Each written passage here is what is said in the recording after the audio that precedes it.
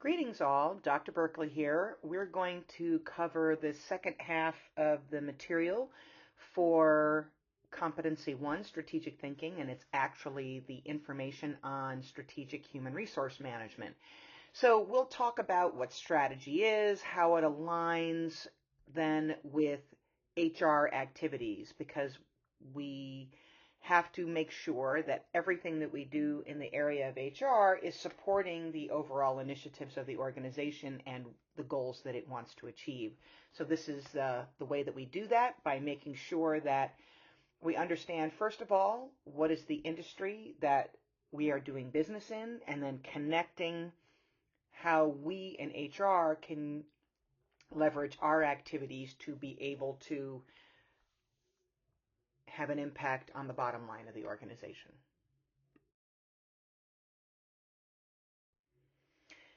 So strategic human resource management is about making sure that the policies and practices of the HR department aligns with the strategic plans for the organization. And that could be at the corporate level, the operational level, whatever it is.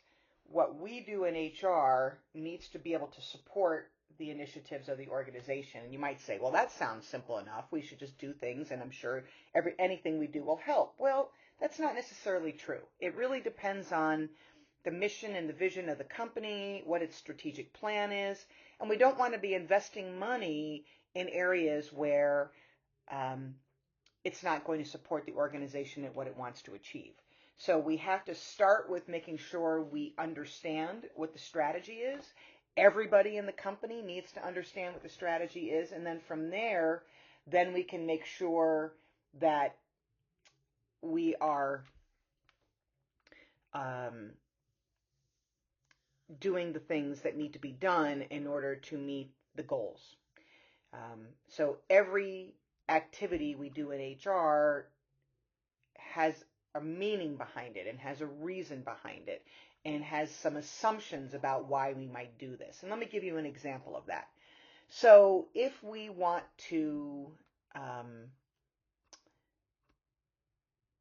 people to work in teams, right? And the organization's goals is to enhance their team-based decision making, because that certainly can be part of that. The last thing we want is a reward system that rewards people for working individually and not in groups.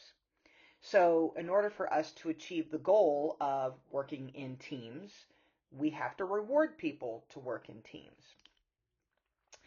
If we are a company, for example, that is like Walmart, where we compete on low prices, we are not going to be paying competitive wages to those employees. So again, that's another example of how the strategy of the company, which is to compete on price, has to align with the practices that we use in the organization. So pay will not be and the highest levels. It'll probably be at the midpoint, or it'll be on the lower end of the pay scale.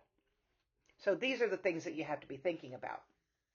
The strategy of the company, as we've sort of talked about a few times already, is the plan that the organization has to reach certain objectives. And all of these objectives are aligned around the mission of the company, but the mission is the stable goal or the stable plan for the company, and then our strategic initiatives and our strategic objectives are going to vary from year to year depending on what's going on in the economy, what's going on in the organization, all sorts of factors that are going to have an impact on that.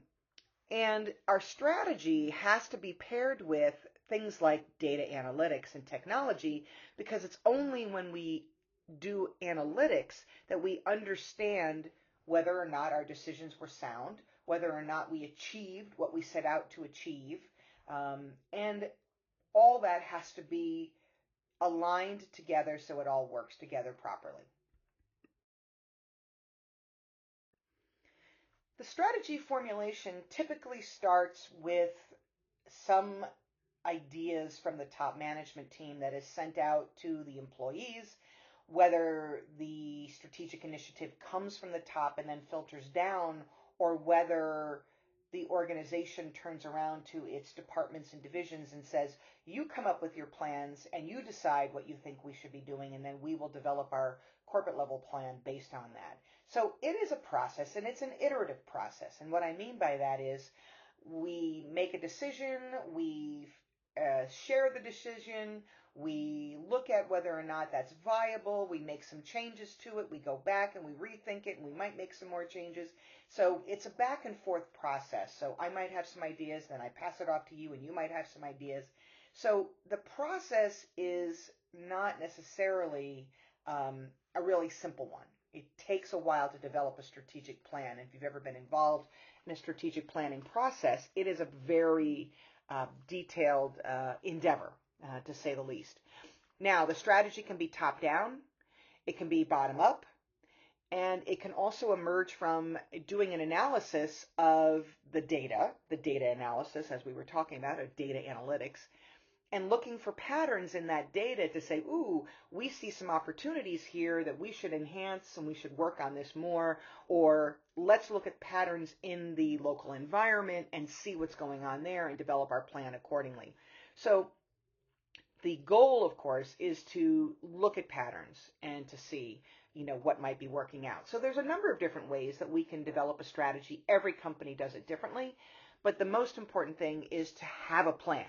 Because when we don't have a plan, then all we are doing is reacting to the environment, and that is not going to leave us to be very successful in our process. So this is the basic framework for what an organization's strategy looks like. Obviously, it's a lot more complex than this, as you will learn when you get into Management 441, which is your capstone class on strategy.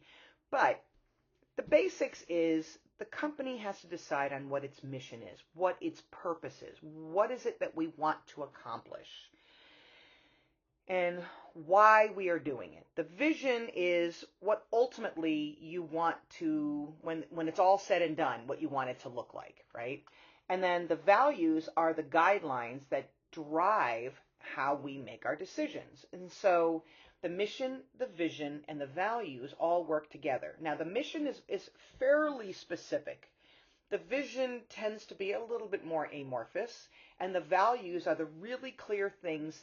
These are the guidelines that we will use to make our decisions. We believe in supporting our employees. We believe in treating our customers fairly. We believe in this value or this value. We're going to be good stewards of the environment, et cetera, et cetera. And so that is where the values come into play. And all of these work together to help the organization guide its strategic initiatives. And we start with the mission and the vision and the values. And I've worked for organizations where, in fact, what we've done is read the mission statement every single time we met. Now, this was a nonprofit, right? But we would read the mission statement and we would say, this is what we're supposed to do. And every time we have to make a decision, we will refer back to the mission and make sure it is helping us achieve our mission if we have any doubts and any debate about what it is that we're doing. So sure enough, that is, basically what happened. And it was a very good practice because we learned how to continually refer back to our mission to guide us in the decisions that we were making.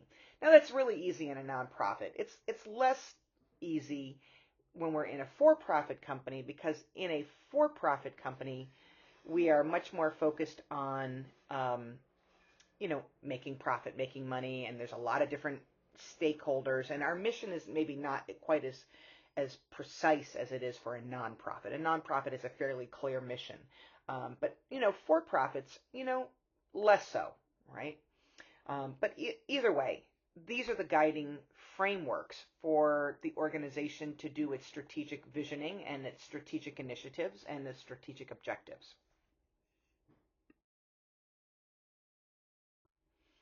The next step in strategy formation, and formulation rather, is looking at our internal and external environments. What's going on within the boundaries of the company? What are our strengths and weaknesses? What is going on outside of the company? What are the opportunities in the market or the threats coming from the market? And we have to work with this information to help us make a determination about what it is we want to do and why we want to do it. So a SWOT analysis is one of the best tools that we have to be able to help us to develop a good strategy. And we start with doing strengths and weaknesses, which is the S and the W, and those are internal to the company. And then the opportunities and threats are external to the company. Other ways that we can think about this is what we call the resource-based view. And so we can look at where we have access to resources internally and externally, right? So that's how we can align those two ideas. And ultimately, we want resources that are rare and inimitable, meaning they cannot be copied, they cannot be replicated by our competitor. We want to be able to focus on utilizing unique resources, whatever they are. Think about all those assets we just talked about, right? The assets that we have, financial, intellectual, human capital, patents and, buildings and things like that. And those are the things that we would like them to be rare, which means it's not easy to get, and they are not imitatable. So when we have that situation, that gives us a huge competitive advantage. And human capital is a big part of that. If we do a good job of training our people to have the unique skills they need to be successful and to work on it that way, we will find that we can leverage our human capital to give us a competitive advantage in the workplace. So that's the idea, the plan behind all of that. So taking our discussion of SWOT analyses a step further, let's explore this idea of what we call, I like to call it a TOPS analysis. The TOPS analysis is an analysis of our internal environment, and the PESTLE is the external environment. So our TOPS is dealing with the task, how we are organized as a company, like what is our structure, what are our policies. P for people, and who is in our company and what are their skill sets. And then social is the culture and the leadership style and those sorts of things. And our internal environment really dives in deep on these things. So what kind of tasks do we do? What is our advantage in the way that we do our tasks, right? What's the process that we use? What's the outcome that we typically get? And is this easy for other people to learn how to do? We can also talk about how we are organized, meaning are we organized in teams? Are we organized in a functional structure? Are we organized in a matrix structure? What kind of policies do we have that enables the organization to actually function? And how does that work itself out?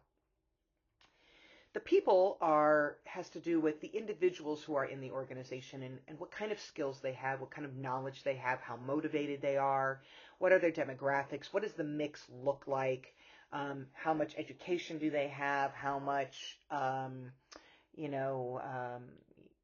much experience do they have, do they serve in the military? All of these are really important factors that we want to know and understand about our people, because the variety of people brings better advantages to the organization when we can learn about different ideas from different people. And then the social is the organization's culture, its structure, its ethical norms. It's the amorphous infrastructure within the organization that ties people together like a culture, or ties people together through ethical norms and expectations. The leadership style that we would like to see happen. Is it a democratic style or an authoritarian style? All of these work very well together. For example, if you make a change in one area, it impacts the other. So if I'm going to make a change in a policy about the way that we do things, it's going to affect the culture. It's going to affect the tasks that people do to achieve that policy. And then ultimately, we may need to retrain people to have the skills to do the thing that we want them to do. And so all of those have strengths and weaknesses. What are the strengths of our tasks? What are the weaknesses? What are the strengths of our people and our demographic mix? What is the weakness?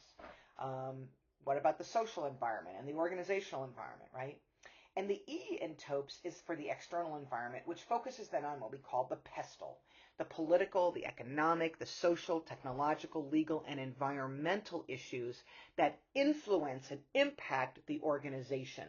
So we have an internal environment that's made up of the tasks, the people, the social, and the organization, the way it's organized. And then we have external to us all of these pressures that influence how we do things. So the political environment, who's in office, who is our representative, what kind of laws are being passed. And that ties in with the legal environment, of course.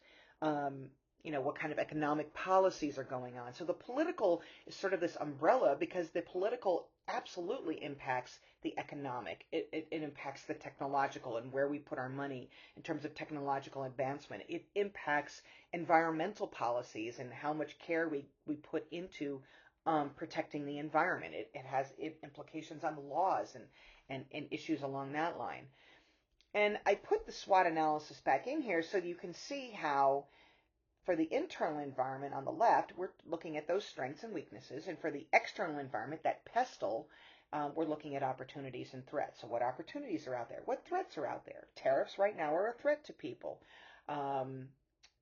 Opportunities might be developing plants here in the United States in contrast. Now, that may take us a while to get there, but nonetheless, it is an opportunity, and we may decide that we want to bring our plants in-house into the United States as opposed to keeping them outside in developing countries. And this is a way that we have to assess our internal and external environment. Everybody in the company needs to be what we call boundary spanners. They need to be able to look at what's going on outside of the company and bring that information in so that it helps us to make informed decisions and guide our strategy and strategic initiatives based on what we know to be our strengths, weaknesses, opportunities, and threats out there.